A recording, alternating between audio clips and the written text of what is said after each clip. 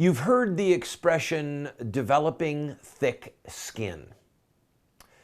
Well, if you develop thick skin, it means that you've got a lot of calluses. It means that you've had a lot of rough work, or it means that something is rubbed up against the skin a long time and made it able to withstand more pain than average skin.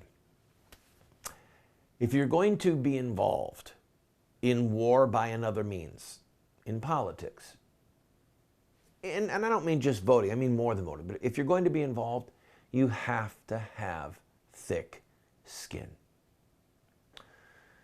One of the greatest deficiencies in Christianity in America today, in all quarters, but especially in the evangelical world, is the idea that we will not suffer.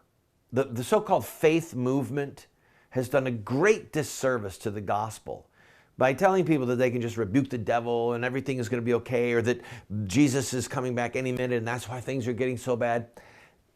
Jesus said, pick up your cross, follow him, die to yourself. If they've hated me, Jesus said, know that they're going to hate you, and they hated me first. In other words, we have to expect that certain people are in fact going to hate us.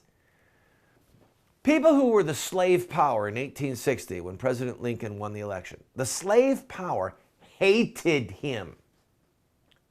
They hated him so much that they were not only prepared to divide the country, but they did divide the country. And war followed. That's hatred. Okay? If you and I are going to be involved in the ruckus of politics, we've got to have thick skin. And it has to be a part of our spirituality. We have to integrate the promises of the gospel, the promises that you'll suffer persecution, the promises that blessed are you when you do suffer. We have to integrate those promises. And remember, a servant is not greater than his master. Jesus is the King of Kings and Lord of Lords. He's the only one that will never face an election. He's the only one that cannot be dethroned. Okay? He is the crowned king of the universe forever. Amen. But he suffered and died. He suffered and died. And he calls us to follow in his path.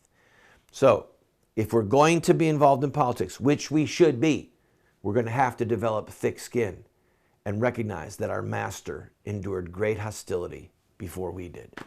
God bless you. See you tomorrow.